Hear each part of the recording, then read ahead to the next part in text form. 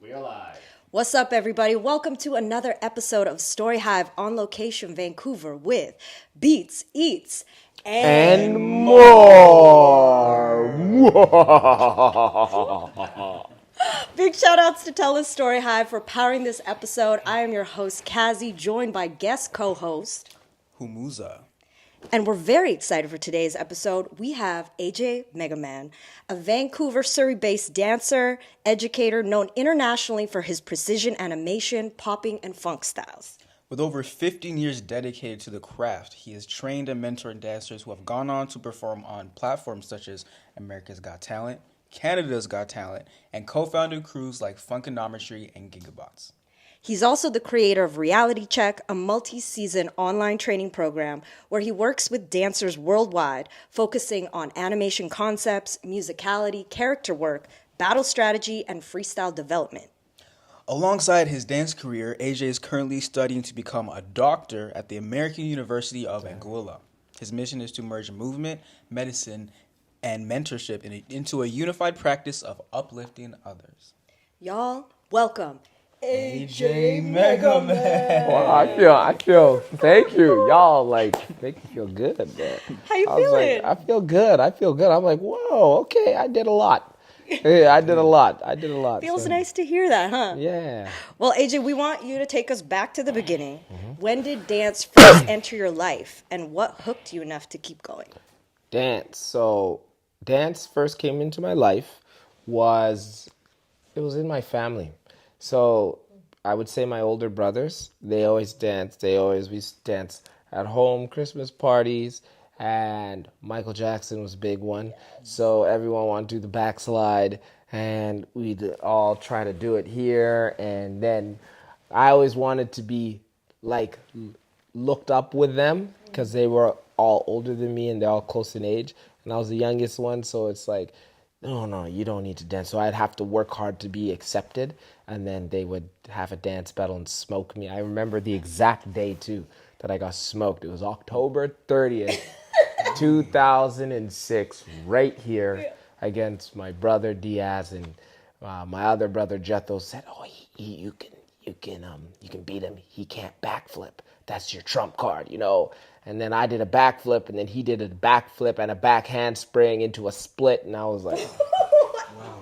I was like, I'm cooked. That was it. I'm cooked. And so it's always been there. I would say probably as early as 2000. That's when I can remember me I want to move. My mom would dance in the kitchen, dad would dance in the kitchen. They have gospels on. So yeah.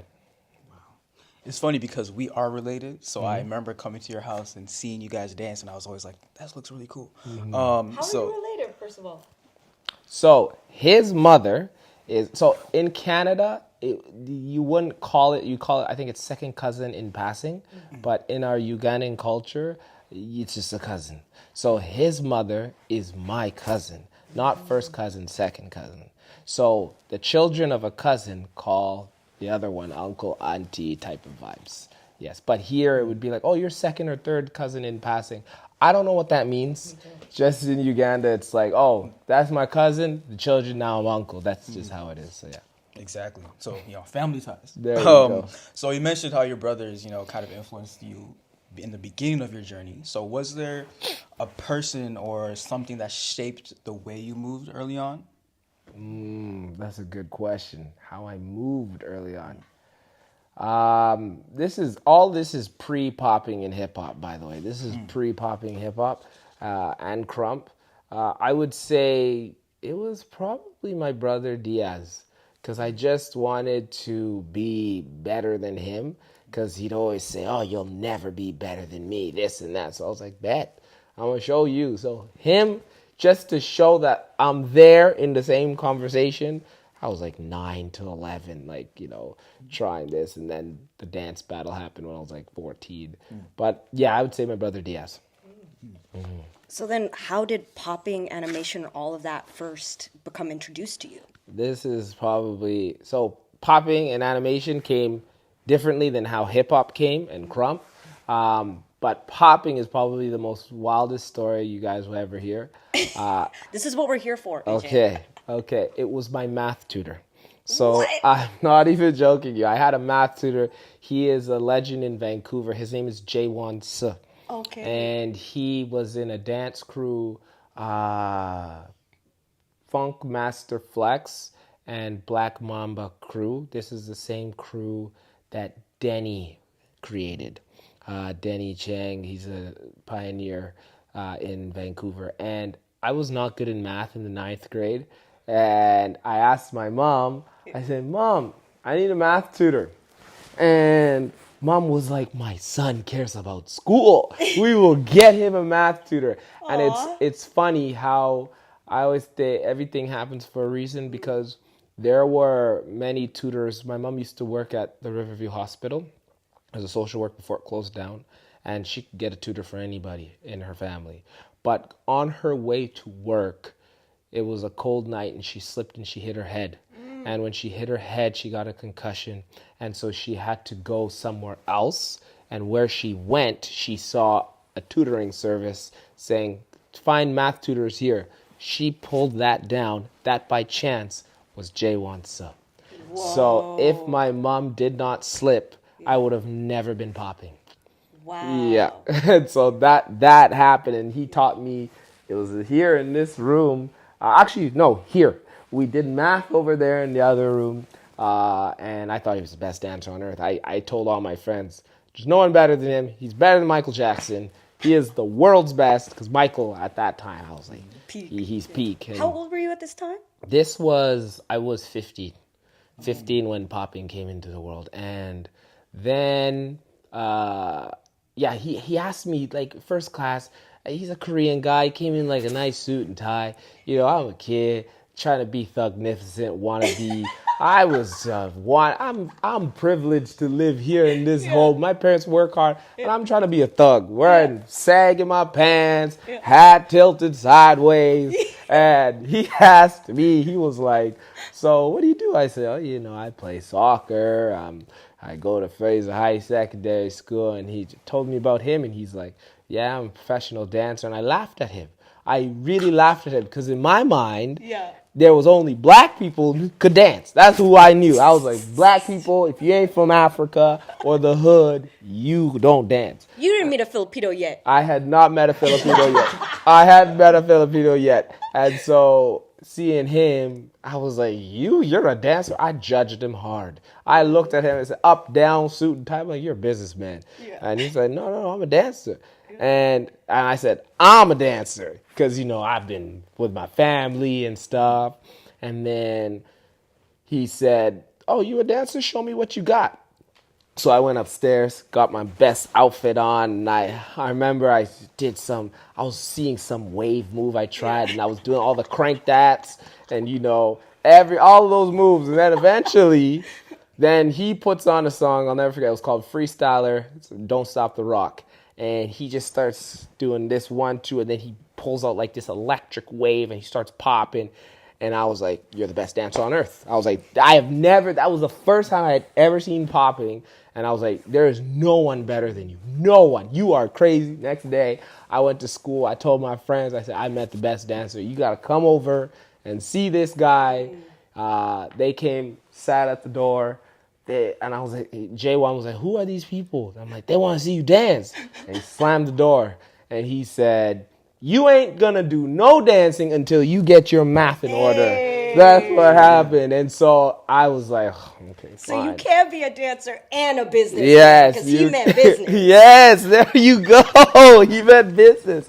And so, he taught me. And then when he wouldn't teach me dance until he felt I was at a certain level in my math. So he'd be like, all right, you're at a good level. Okay, let's do 15 minutes here. He'd show me like just the electric boogaloo moves and this and that. And he took me to a battle. Oh, man, I'll never forget. There was only 2 black people at that battle. And I was like, what? It was just, everyone there was Filipino or Asian. That's where I saw the first scene. And everyone looked at me, and they looked at me like, he must know how to dance. And I was the worst one there. Oh, my gosh. I was terrible. I will never forget there's footage of it. Yeah. I think there's footage of it. There's footage of it. I think it was called Make It Funky, or Yeah, Make It Funky Volume 2 or something. Oh my Yeah, God. there was footage, and I was wearing like a black hat, a red Bruce Lee shirt with blue jeans and Converse, and I got the worst part of the song, and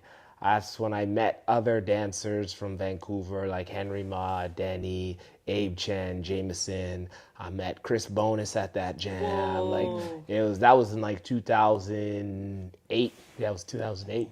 I love that because Yeah. my next question for you is what were you motivated by in those early years? And I love that it's like, yeah, to do well in math so that you could learn. Yeah. And also to show up all these like Asians and Filipinos at the battle. Yeah. Oh, I was so ignorant, man. As a little kid, I was the most ignorant. And I say it because that's not who I am now. So I can say that's who I was. Because I was like, only black people dance. I didn't think any Asian people dance, except for three. There was actually three Asians that I knew, Korean guys. Michael Shin, Jae Won Soo, and a guy named John, who went to my high school. Now, this is where I learned hip hop. And that was before popping. And that was grade 8. And that was, my teacher was Megan Alandi. So shout out to her. She was my hip hop teacher. And we joined the hip hop team, grade 8, grade 9, around there.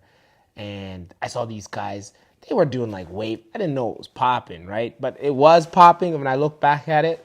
But it was nowhere near what J1 was doing. So I was doing hip hop and I was learning choreo and crumping. And I made a dance crew called God's Children. And that influenced me because God's Children, I don't know if you guys know a dancer named Monsi. He's from Vancouver. He's a crumper. There's Monsi. There was Fez. There was a guy named Shaka, Godfrey. There was me. Those were the 5. And we battled a b-boy crew at all those high school dances. We used to battle, and that motivated me because it was like what you see on You Got Served and Stomp the Yard. So we had routines. And then we used to battle, which now it's crazy, at Guildford Rec Center under the stairs. We battled, you guys know Savage Rock from NON. We battled him and his squad, and me and Savage didn't like each other. We almost fought one time in a battle, and it was crazy. So that was motivated. We gotta beat these b-boys. It was the b-boys versus, we were just the freestylers. We called them, they're breakers. We're freestylers, That's how it was. And then J1, it was like, no, I just have to. I got to learn what he's doing, and then after that, yeah, it's just kept going. So looking back to the beginning of your journey, were there moments or things that prepared you or, created the person that you are today? Yes. Resilience, hard work, never giving up 100%. Because I'll never forget, I lost how many battles back then. Like every battle we did, I lost. Yeah, 100%. So you got all of them. I lost all of them. Man. I lost every single battle. Because when you're battling people who can fly, basically, like them breakers, y'all can fly. Like it's not fair at this point. I got like a toe spin here. Come on, man. Shout out toe spin. Don't sleep on toe spin. Yeah. Toe spin is fire. Yeah, so you go to a high school dance and they're seeing someone. I forgot. I have to give a shout out to oh my gosh, he's a choreo guy now. Nasir, isn't not no not oh my Navid. He was also in our crew at the time, and actually now looking back at it, he was the popper in the crew, and it was him and Fez who held us. Like he had a move where he would grab your face and throw it up, and he would shoot it, and then he'd take his hat off and he'd look at you and he'd go, and I was like, what? Yeah, David was crazy. He's famous now, but I losing so many times, being the worst in my team, like I was for sure the worst, getting laughed at that first battle, in 08, Make It Funky, I think volume 2 or 3, and people looking at you is like, he's black, he must know how to dance, and then you just sucked. You just really sucked, and then people laugh at you. That was like, oh, I had a lot of my, and then losing to my brother so many times, and him saying you'll never be better than me. It was all like, okay, I am going to prove all you guys wrong. There's no, like, I will keep working. Yeah, it's even, I still have that mentality now. It's very competitive just because of how I've been put down. And then as I got older, that competitive kind of shifted into a different drive. But it did definitely shape me that you have to work hard so that the little guy, you are no longer the little guy, you are looked up as, like, you know. And even with my students that I've taught, like, I always chose the person that wasn't as famous and helped develop them so that, because they were the little guy, like which I was. So yeah. I love that you use that moment to really build yourself up instead of letting what everybody else said to you tear you down. Yeah. And then who knows, you wouldn't even be sitting here now with everything you've accomplished. Yeah. If you listen to those negative voices, you know? 100%. So what was the name of that first original group? God's Children. God's GC. Children, right. And Yeah. how did you get the name MegaMan? Oh man, so MegaMan came, a lot of people think it comes from the video game. That came from soccer. And so, because I played pro soccer, semi-pro, pro soccer, however you look at it. And there's a move called the nutmeg where the ball would go through your legs. And I played on the wing, and I just loved to embarrass people with that move. Like, it's one of those, like, it's equivalent to a 5-hole in hockey, where you put the puck through someone's leg. And I was very fast, and people always used to say, use your speed, that's all you have. And I was like, no, I have more than that. So it drove me to learn skill. And I learned one move influenced by a guy named Ronaldinho Gaúcho. Shout out to him, one of the greatest greatest players of all time. He's crazy. And so he had a move called the Elastico, and I used to do that and put it through your legs. And I would do that more than trying to score. Like, so I had speed and skill, and then people would always say, like, teams figured out my tactic was like, yo, close your legs when you're defending it. He's going to meg you. And then people would say, yo, watch out, like, he always megs people. He's going to nut MegaMan. Watch out, he's going to MegaMan. Watch out, he is the MegaMan. And that's how the name came. Yeah. Yeah. So the character MegaMan, like the fighter, had nothing to do with it. Nothing to do with it. Good to know. So it's funny hearing you speak about, your early journeys and the early battles, because I've seen some of these videos on YouTube. But when I searched up MegaMan, a lot of these videos are at a battle called Battle Zone. Yes. Which is your event. Yes. So what are the origins of Battle Zone, and why did it need to be birthed? Oh, so I'm glad you guys are good. You guys are good. Those are nice. So Battle Zone started because I went to, this won't be a short tangent. 2004, I went to Uganda for 1 year to do schooling. I loved it there so much that I went in 2006, 2007, 2008, 2009. I went there every summer, and then in 2009, so I think, around 2005, my dad had built a school called Rentutu Christian School, and in 2009, when I came back, I asked my dad, they don't have a cafeteria. These kids are just eating, and flies are just landing on their food.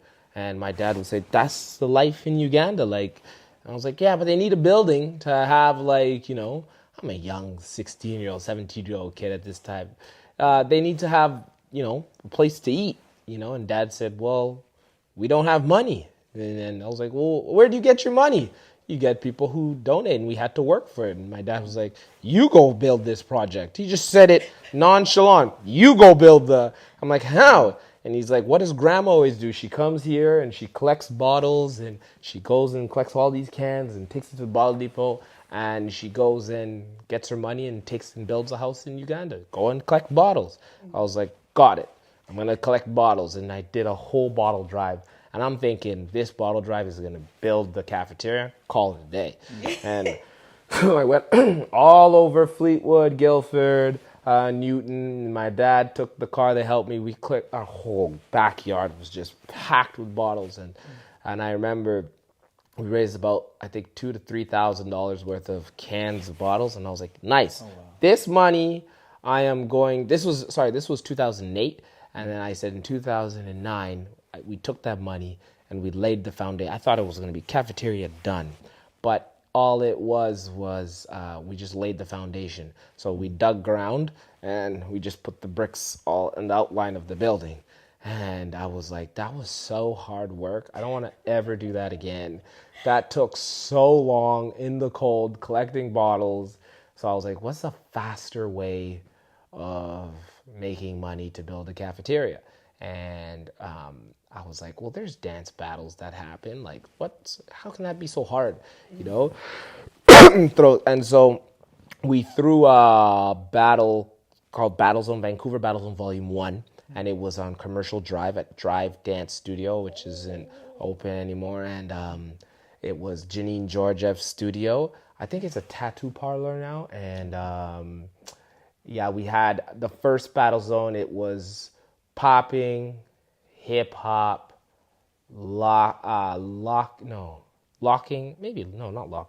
popping, hip hop, breaking. And What year was this again? 2010, August 7th. I remember the exact Your memory's day. crazy. Yeah, and Arthur was one of the judges for Battle Zone 1, Floor Storm. And I'll never forget, Stu was in the final versus a Deadly Venoms crew from Montreal. Oh, yeah. Yeah, we had Mikey Disco was the hip-hop judge. Boogie Frantic was the popping judge. What? Yeah, it was the first crazy. one. So we brought them out, and they came. I shout out to Mikey Disco because he came basically for nothing. Yeah. I told him, this is what we're doing. He's like, all right, I'm going to help your cause. I'm going to get my friend Boogie Frantic. We're going to come up to Canada. That's the Seattle homie, right? Mikey Disco? Mikey Disco's from the Bay. Oh, okay. Yeah, yes, he's from the Bay. Right. He's part of Soul Sector crew. It was a hip hop crew in the 80s. He's a pioneer. He's a Filipino guy too, you know. And so I started to realize how dumb Filipinos are crazy. And so we did that. We raised I think $2,500. And at that time, I was like, I don't know if I could do this again. This is a lot. And we had just formed Heavy Hittaz crew too. So I was like, okay, this is a lot. I need a break.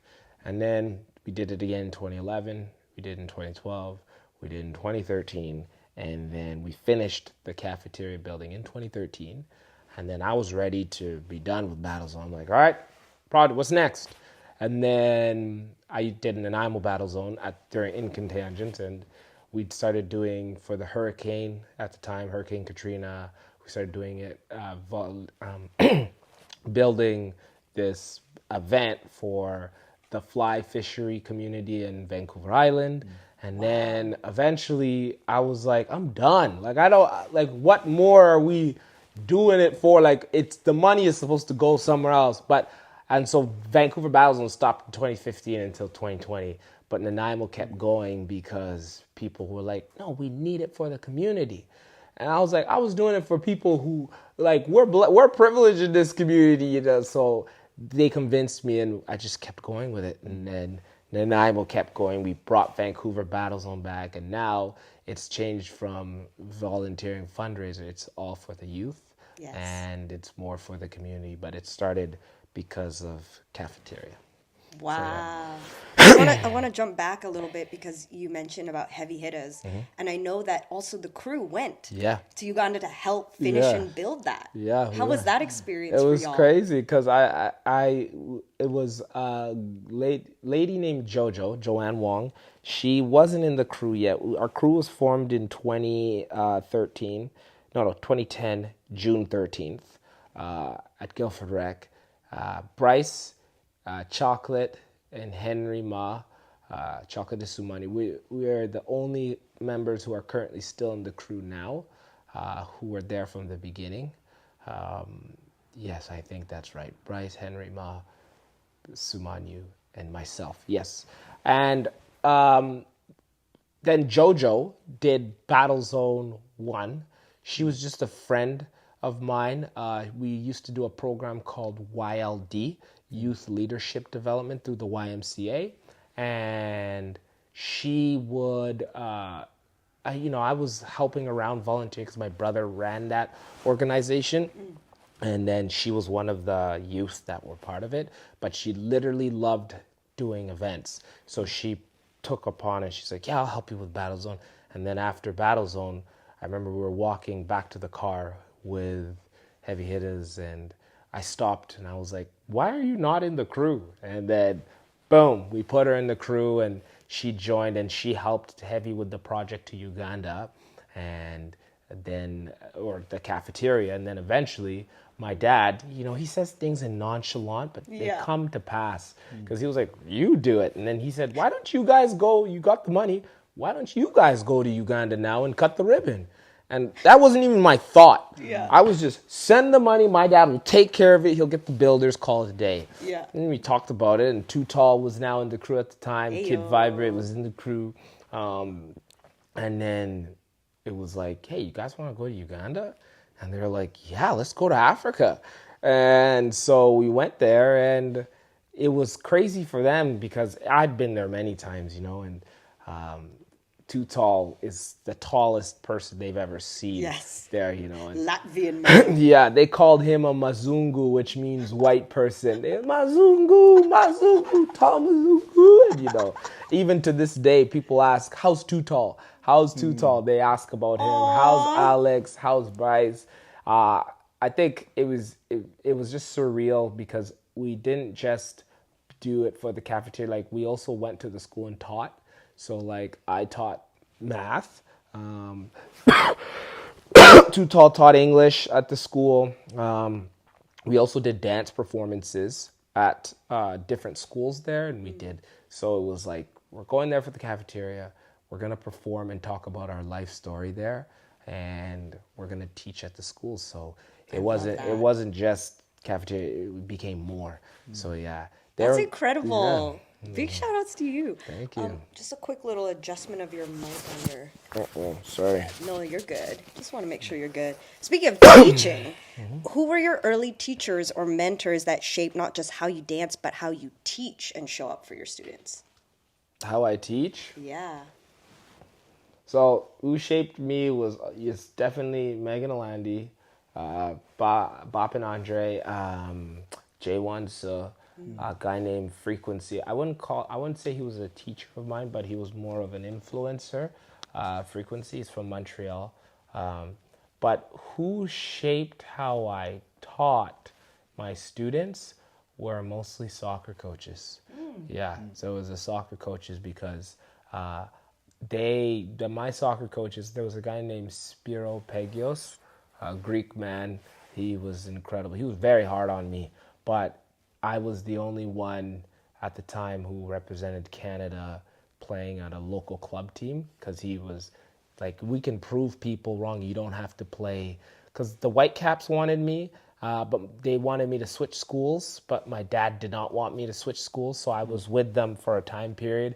They were like, okay, you don't have to switch schools, but come here. And then eventually my dad said, nope, we're staying with Surrey. And because we stayed with Surrey, Spiro, people would say, you're never going to make the national team because you're not playing with the Whitecaps anymore.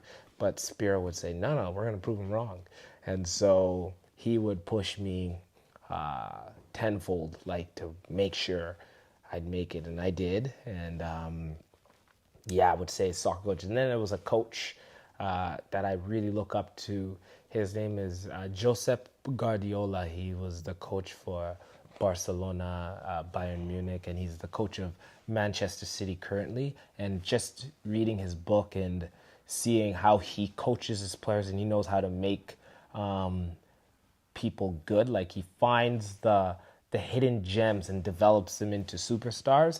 I was like, you could take that and put it into dance. And, he's not just like, you go to soccer practice, call it a day. Like, he would hang out with his athletes and, like, they would talk soccer till 3 a.m. And I really, really resonated in that. So, yeah, those ones shaped how I teach. But the skill, Megan too, with the patience. Dre with being what to teach and when to teach it, and being very like, okay, don't give out so much information. Liz Vyson, I have to give her a huge shout out. She was my hip hop teacher too. She is the one who helped me build the hip hop Bible. She was like, we were just driving one day. She gave me like 60 hip hop party moves. It says, learn them all. And so she was a big influence too. But yeah, so I would say, but mostly the soccer coaches. Yeah. It's funny that you say that because, I mean, beyond us being cousins, we have another relationship because I'm your student. Yes. And the way that you would teach and train us was very similar to the way a soccer coach or basketball coach leads a team. And I mean, I played soccer too, so it was cool to be in dance and kind of have that, because the way you would have us doing drills or the way, even the punishments you'd make us do, it was like we're, like if we did do something right, we'd have to do push-ups, we'd have to do burpees, we'd do circuit training. So it was very similar to the way a sports coach, coaches a team. So you have taught a lot of people in this scene. I feel like 99% of the dancers that I'm around have learned from you. And you've had a lot of students that have gone on to do really cool things. So as a teacher, how does it feel to see your students grow from, a kid doing the first class to, being on TV shows, winning international battles, being on TV and movies and all that stuff? It's crazy because I think it actually makes me emotional thinking about it, because I get to a point, thank you, by the way, that where my students, I feel like it was a time chapter closed for me, because where I wanted to reach in dance, like my goals, I never got to reach there. People know me, I always make the joke, I'm the best loser, I'm the Luigi, I'm second place always, and that's how I made my name. Trying to get on television. I remember like when I took my kids down to LA for NBC World of Dance, then the producers would see me dance and they say, you need to audition. But when I would audition, I wouldn't make it. I'm like, why would you tell me to do it? But so it's surreal, because I feel like I was like, wow, so like, God, this is where I couldn't make it there, but you've blessed me with all my coaches.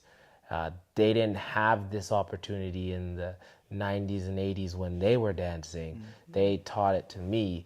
I tried to reach there, but my calling was no. That's not for you. It's for you to teach the next generation to get there. And so I get very, very, very happy. Like so happy when I see like, wow, this dancer here is now representing Red Bull, and this dancer is traveling around the world, and it's like they're literally doing what I taught them. And it goes back to like my coaches. They always, they didn't reach there and they pass it to me. Like even as far as there's a football player, when I was playing soccer in 06 to 2015, Canada soccer was not looked at, like if you played for Canada, it was like whoopity-doo. Like, Canada's we're ranked 150 in the world. And so representing Canada was whatever. But there was students that I mentored in soccer and trained them that are now playing in Europe, and they're Canadian. So it's like, wow, it wasn't my story to go and do that. It was for me to go and help influence and teach the others so that they can reach, to pave the way so that they can go and fly and blossom. So it really is a very emotional, it makes me very happy, especially those who listen and did it right and then they succeed. I'm just like, yes. And I'm always their biggest fans. It's true. I will, oh my gosh.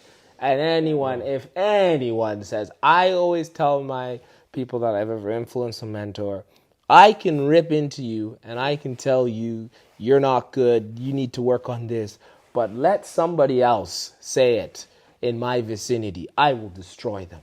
I will never let anyone bad talk you. Like, I will defend you out there to the law, but in here, like, in this. You're gonna tell them what's really real. 100%. It was how, that's from Pep Guardiola. He would never, in his press conferences, he would never bash his players, ever.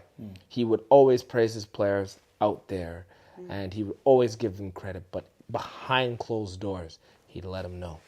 But nobody knows. Like, it's very like, he say, she says, what did he really say? You know, and I'm like, that's how you, because there's some coaches, he'll rip into their players in the media, and then their players either motivates them or demotivates them. And so anyways, long story short, it's so amazing to see, like, the likes of you and others. It's just flourishing. I'm like, yes. And now I live through them when I'm in medicine, watching their videos. And I'm like showing all my colleagues, look at this guy. They'll show, have you seen this dancer? I'm like, man, this is nothing. Check this guy out.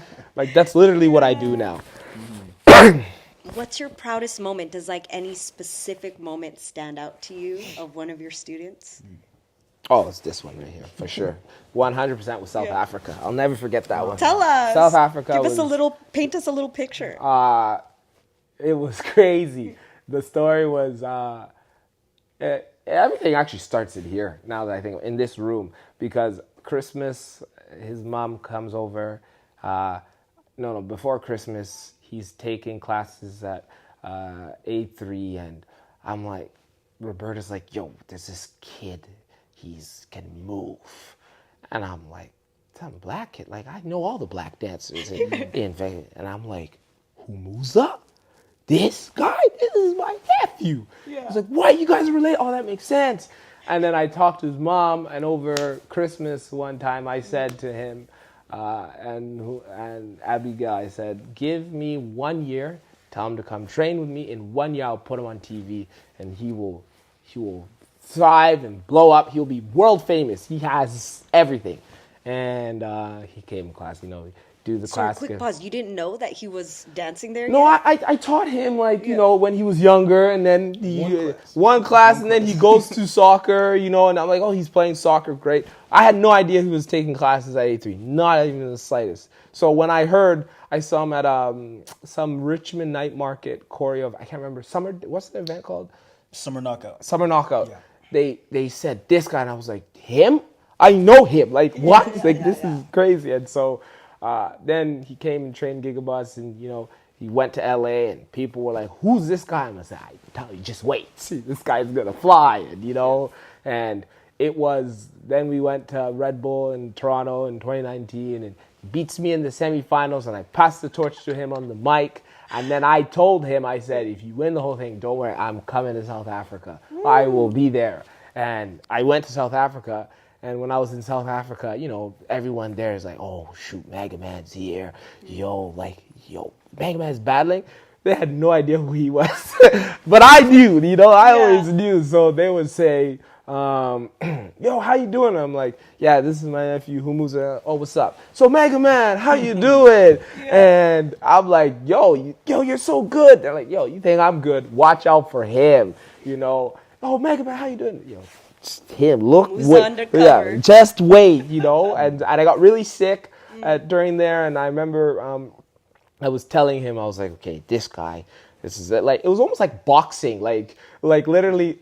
I remember the day of the final. We sat in your room and we made a game plan for all of the potential opponents. Yeah. Like, it was crazy. We were so prepared. Yeah, it was literally like, and it goes back to like, that's how soccer is, like the coach, And so it's like, if you battle this person, you got to do this. If you got to do this, you got to do this. And okay, now you got the big one that I knew, which would be a heavy one to get through, was his name is, I think is it Boo Boo, the whacker from Germany? Yeah. Oh, France. France. Yeah. Yes, he had to battle him in like a top 16 or quarterfinals, and he's famous. And I was like, you beat him, you've sent a message. You have to beat him. This is the one. I'll never forget. And it went to a tiebreaker or something. Yeah, it did, yeah. It went to a tie, and I was like, come on, just one more push. Everyone slept on him. They didn't think nothing. Oh, Boo Boo's going to walk through. When he went, I was like, yes! Like, I was so happy. He won the whole pre-qualifier. I was like, yeah! Like, don't forget this man's name. And then I knew he was gonna fly. I think that was that moment of winning the pre-qualifier and going to the semifinals of the world finals was like a proud moment, because it was like every little thing I said would happen, except for one, happened. I said, don't sleep on this guy. If you sleep on him, you will lose. They slept on him. They lost. I told you what would happen. You didn't listen. And this is the consequence. And people were, it was a rude awakening. And on African continent, which was amazing to make it that far as a Canadian, and go in there, and I remember he battled D. Saraki, and I was so mad. I was so mad. Oh, because I was like, he got that song, I'm coming up. So usually as a DJ, I mean, some DJs don't do this, but if you have a part that's like a crazy beat kill part, DJ, bring it back and give the same dancer the same part, so like now they got the other part. It's like, no, give him that part, and they didn't do it. I was like, damn it, and so, but he made it to the semis, and that was like a proud moment. It was like, yo, we're in front of like 30,000 people in South Africa, and he's there, and he from Christmas party here to World Dance, to being let down at WAD, to going to Red Bull. And now it's just light work, So it's like you go Red Bull Vancouver. I'm like, okay, next one, walk through this one. Next, go through this one. And it's so real. I have to say a second proud moment was, that's a big one, obviously, with Humuza going to South Africa and getting 4th place or 3rd place, however you want to look at it. But it was also the Red Bull Vancouver, seeing how many dancers were in the final, the national final, that I had taught. How many? And I was like, Who were they? Oh, there's like Romy, Anwar, Rajid, Humuza. Who else was in there? In the Red Bull, there's so many. There's a lot.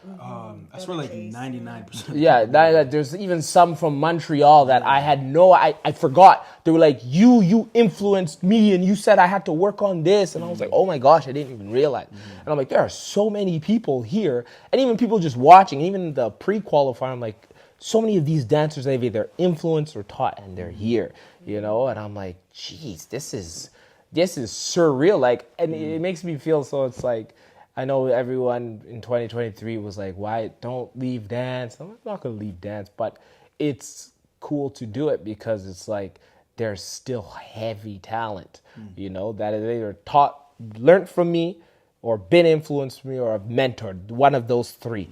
And so that's surreal, yeah, there's so many. Like, I can talk about the Funkanometry moment. There's so many, like, that I was like, wow. I think there's tiers, like, where it was like the first one. Funkanometry was, or not Funk, Raw Robots there was the first moment with them, then the Funkanometry, then the mini bots, then the Humuzas. So it's like there's so many different like times where I was like, wow, like we did it. Like, thank you, God. Like, these guys are really making it. They feel, and I still am very proud of seeing any of those. And there's some people say, oh, you've never taught me, or you've never been influenced, and I just look, I'm like, come on, the way you move, like, let's be truthful. So, yeah. So, shout out to you as a teacher. Thank you. Transitioning a little bit, at this present day, you are in med school to become a doctor, which, first of all, congratulations, that's amazing. Thank you. What sparked the transition for you to go from dancer to pursuing medicine, and why do you feel like now is the right time to do that? 2010 was when it started, in this room right here again. Shout out this room right here. My mom is a very, very spiritual, God-fearing woman, and when I was 18, I remember I said to my mom, I just got a scholarship to go play soccer in Halifax at a Cape Breton University. But I told my mom, I don't know what I want to do. Like, yeah, there's soccer, but like, what do I want to do? So, Mom, you've got, I was so young, and I was like, you pray for me. You got that magic power. Pray for me, Bob. And like, what do you think, like, what should my calling be? And she was, that's like a second thing, like first math, now this, yay, you know. And so she brought the aunties and uncles all over, and they had a prayer group here for like 8-9 hours in this room, and they prayed. And one of the aunties was like, this boy's gonna be a doctor, you know, he has a big brain, he's gonna be a doctor. You know. And I looked at that, I was like, I'm not gonna be a doctor. Pish posh applesauce. There's no way. I thought the prayer was going to be he's going to be a pro soccer. Like that's what, because soccer that was it.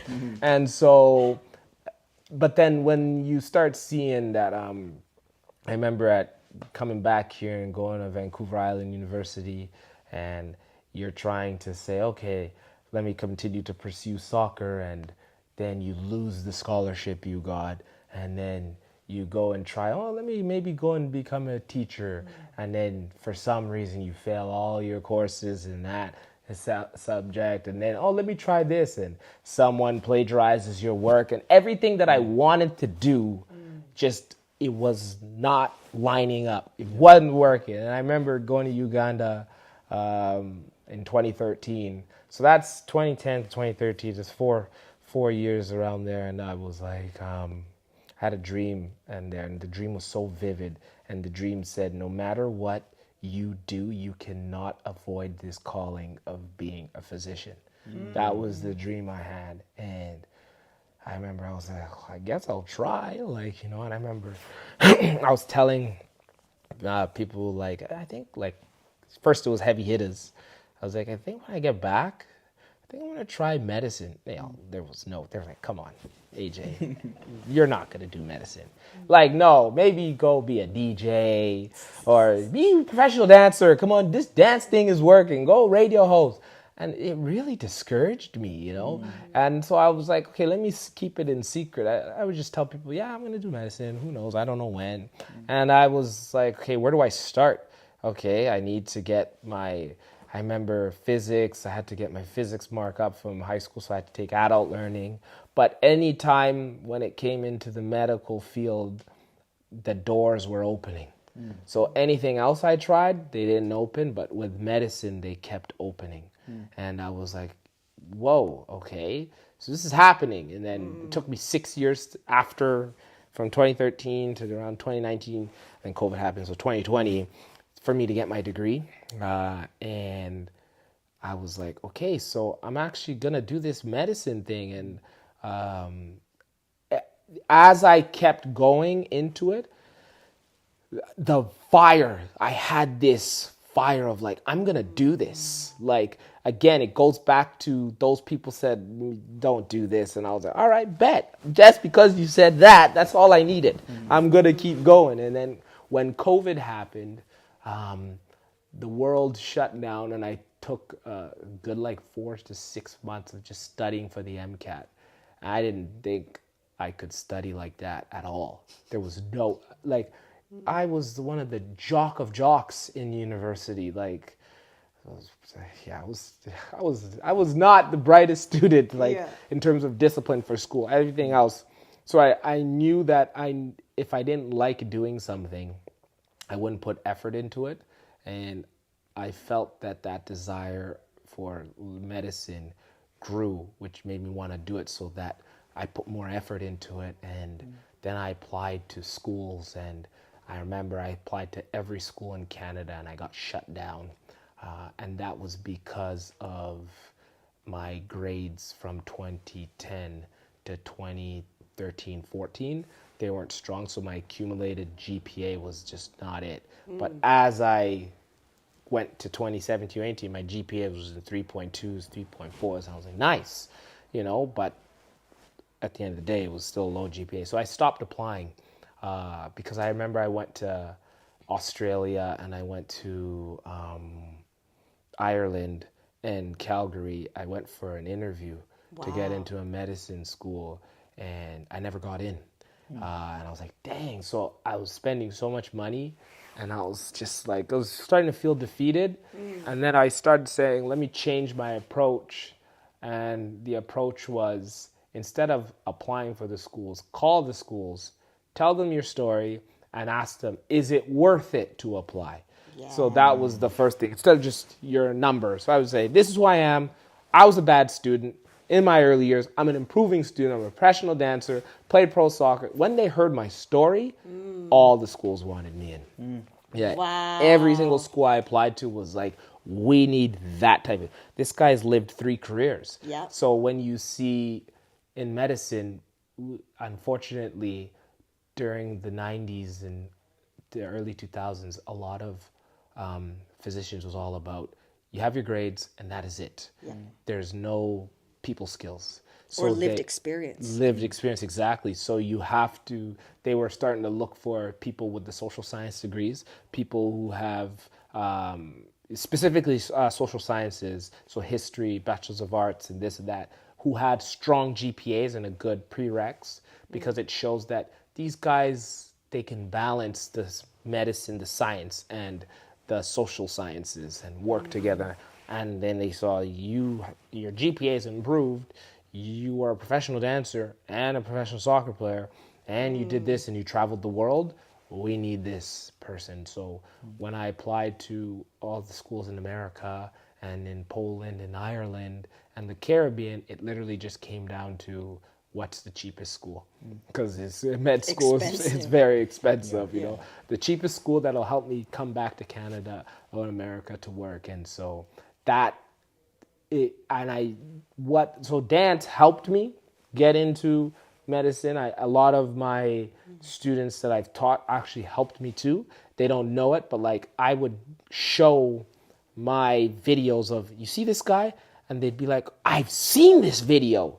And actually one of yours videos, I showed one of my teachers, and they saw your video in the Caribbean, and they're like, you taught him? Yes. So that was like, people were like, whoa, this guy is like, so they would see the work ethic, and oh man. Medicine, I just want to say the same that I've been explaining about how I was for dance, people laughing at me, and oh, you will never be this and that, is the exact same thing that happened in medicine. Verbatim. So obviously, what struck me, I was like, all right, bet. So the same thing happened in medicine. I was like, okay, you're laughing at me. I'm too old to go and do medicine? Okay, cool, we'll see. I don't have your 4.0 GPAs. Okay, we'll see, you know. So I love this story, it was AJ. just driving, yeah. This is really an incredible story, and I'm glad you were able to share it with us here on this platform.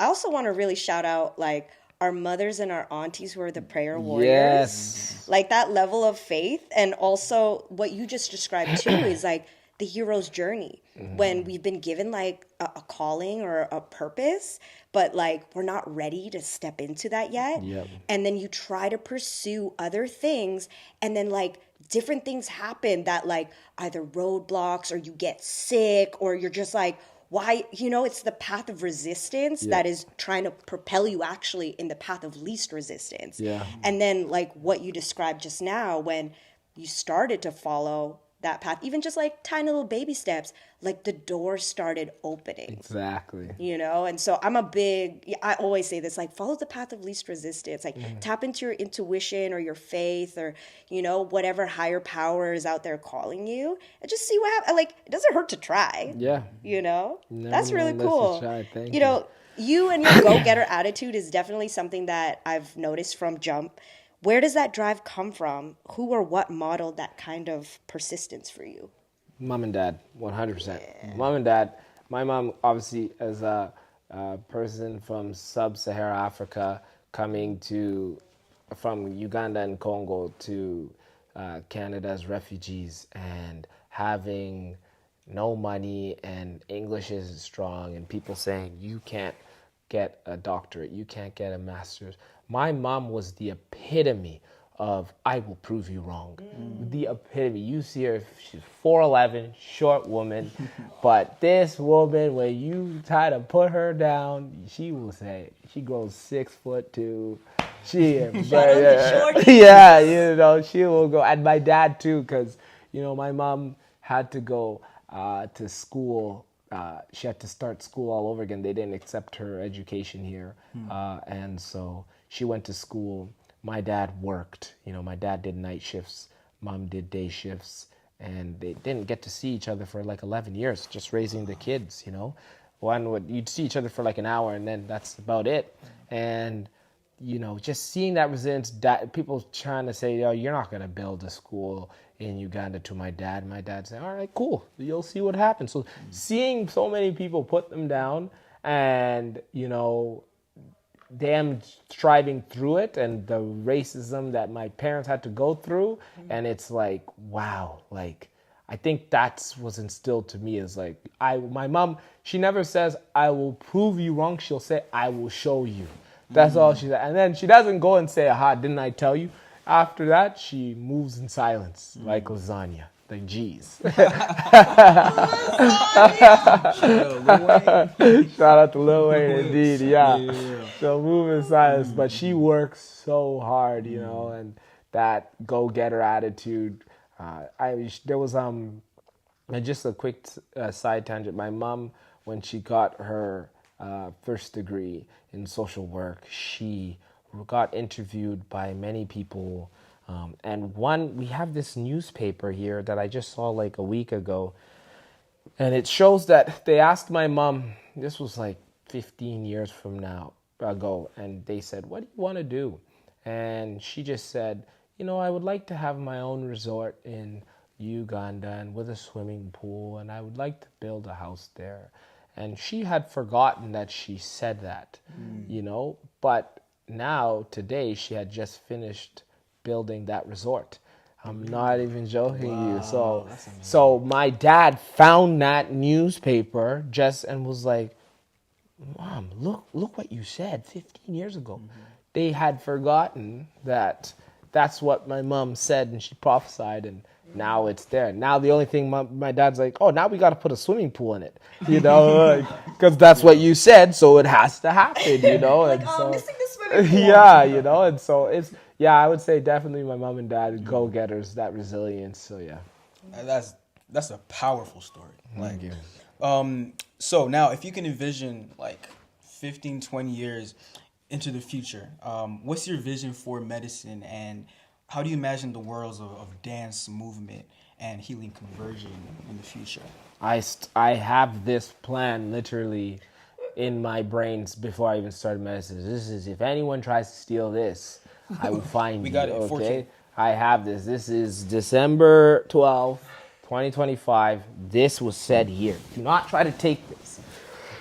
I'm going to build in 15, 20 years from now, I will have a one-stop shop medical facility. This will be for people of color, by people of color, but everyone is welcome. Meaning there will be a place where you can get a family physician, you can get your dentistry done, you can get your mental health done. If you need surgery, you go to the third floor. If you need to go to the pharmacy, you go to the second floor. If you need to go and work out and exercise, because that is mental health, that's on the sixth floor. If you need this, all of it is going to be in one building, and it's the people of color will be working there. I will be the emergency or surgeon working at that place, and I will hire people. And the people of color who cannot find doctors, you will have a doctor there. The people who are Caucasian, if you want a doctor, you will find a doctor there. With my own online program, Reality Check, I saw the weakness in medicine is that doctors don't know how to teach, unfortunately.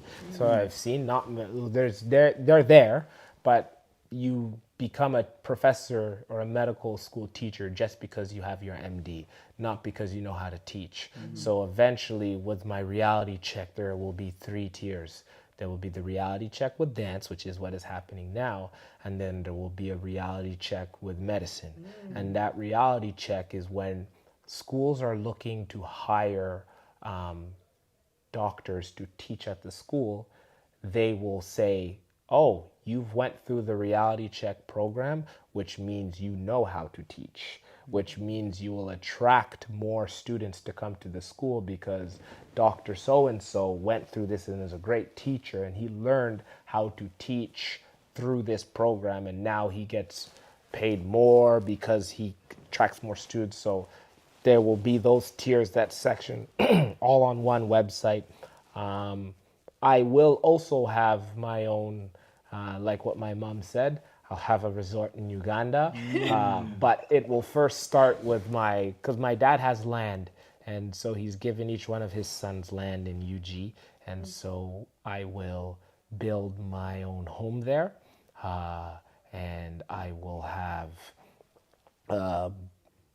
my one-stop clinic will be in every single place that I live. So we've already started the first one with my colleagues. We have the Dream Team Clinic. We have just built. Shout outs to the Dream Team. So we've just built that, and eventually, when we're doctors, that is going to expand. So it's a outpatient clinic. It has pharmacy, just minimal pharmaceutical things that people in the village need.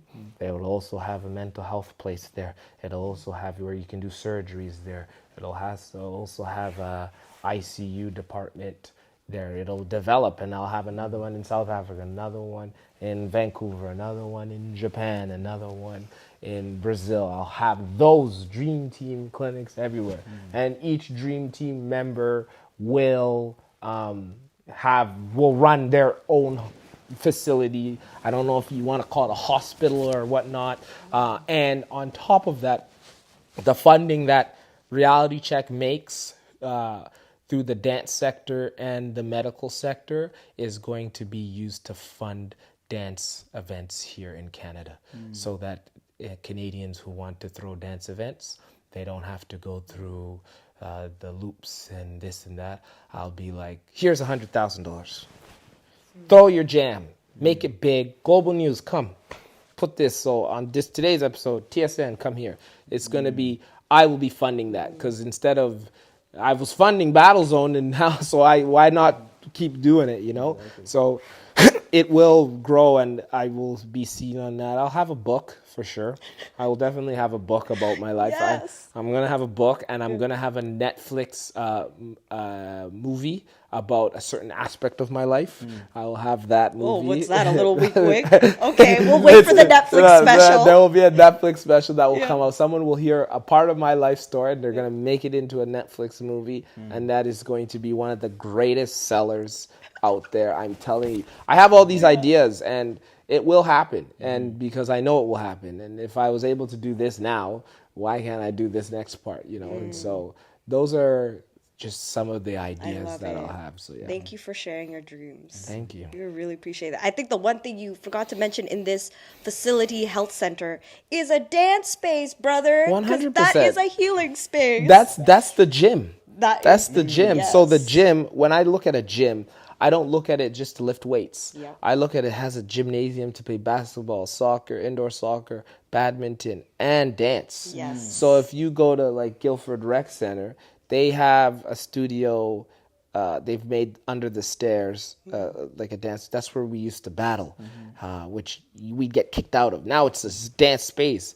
I'm like, nah, there's going to be its own for street dancers come in, not the bureaucracy of this. It's going to be light work. This is for street dancers, and the graph artists will come in. They'll design the graffiti on the walls of that. It's going to be everything that I've seen is a need will be there. Yes. Everything. Yes. And I will have... and another thing on top of that, I would like to be the doctor for the national team.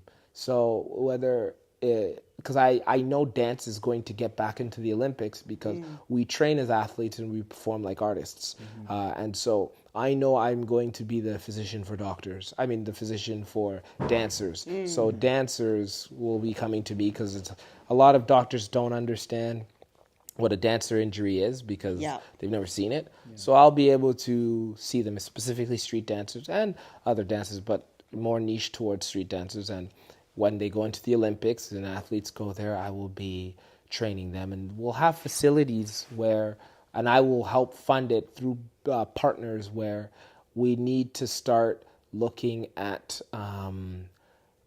like there's choreo competitions you have every March till May, where you come in and you do a choreo competition. Well, I'm going to design street dance competitions every March to May for the youth. So it's like, okay, every Friday we have this youth battle, and it'll be like point systems and this and that, and you have a coach at the, let's say A3 studio has the street dance department where you have a coach, just like boxing, where you think of strategy, and you have the stats card. This is the strength, weaknesses, because I mean, hey, I was already doing it with him in South Africa. Why not do it now? But we have to teach. Oh, and that's the third aspect of the Reality Check website, is teaching dancers how to mentor and coach, because a lot of dancers are good at teaching dance, but they don't know how to mentor, or they don't know how to coach. That's the thing we lack in. I've seen this in the community here, where it's, here's your routine, or here's your tech class,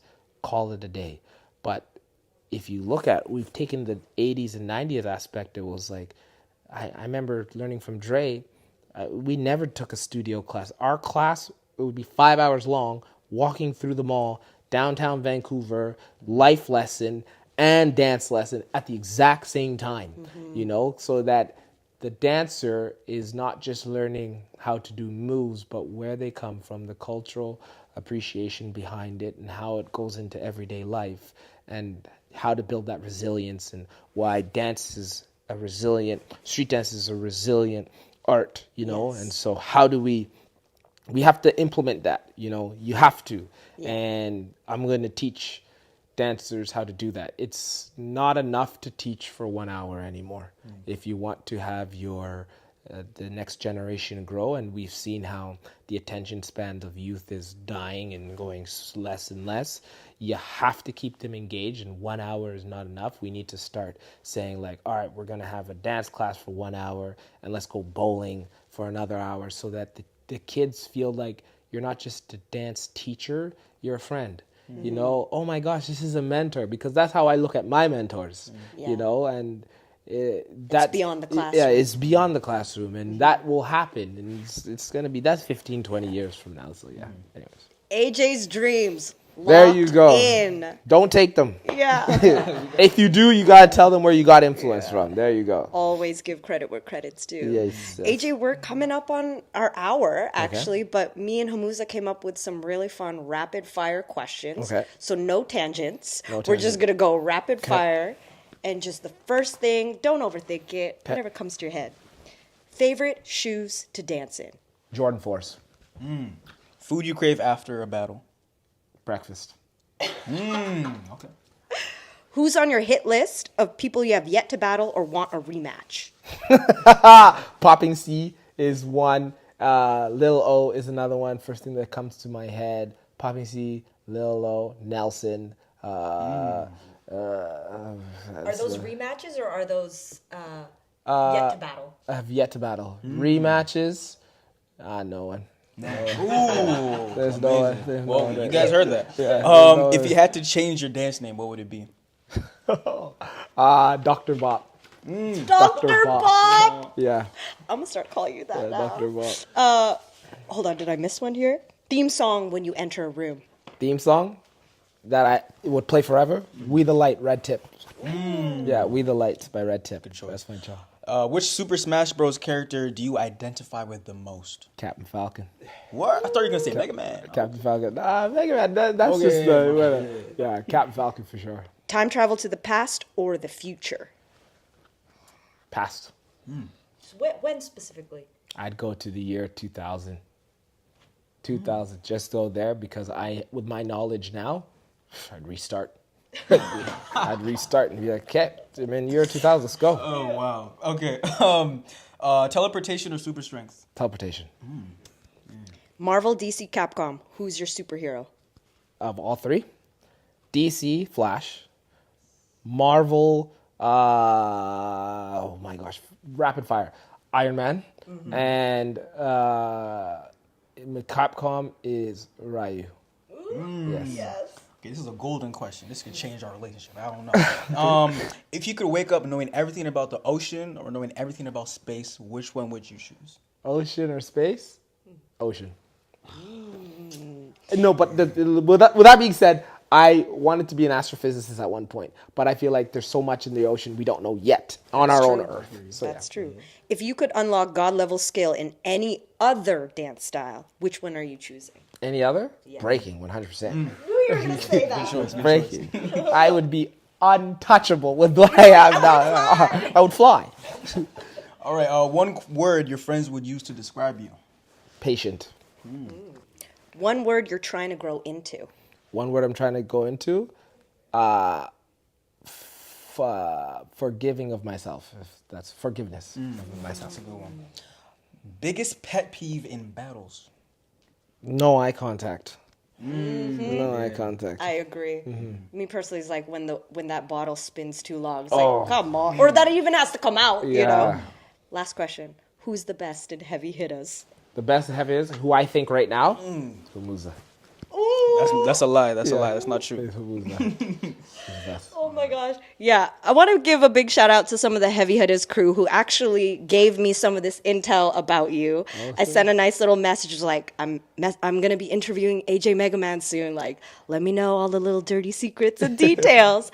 But yeah, AJ, thank you so much for spending time and sharing us your stories, like so inspirational and so many things I didn't know about you. I really feel like we're building this archive of Vancouver street dance history and that now it just like it actually lives. This might be 112 interview that we've had over the course of like 4 seasons. I can't even keep track. But yeah, I also want to give a big shout out to Humuza for joining me today as my first ever guest co-host. And hopefully this won't be the last moment. You did amazing. You were great. You held it down. Shout out to you guys though. Like you guys are amazing, and you who just got your degree. Thank you. I'm a graduate. There you go. Yeah, and big shout out to everyone who's tuned into the live stream, who's going to watch the replay, to Sean and Jam and Cameron, who's here with us today, helping out with the live stream. We appreciate y'all. Again, if any of y'all are a creative in Van City, music, dance, art, food, etc., and you have a story to share, please fill out. There's going to be a QR code on the edited version of this video on TELUS STORYHIVE. Fill out the form and let us know your story. And who knows, maybe you could be in this hot seat with us. Appreciate y'all once again. This has been TELUS STORYHIVE on location in Vancouver with Beats, Eats, and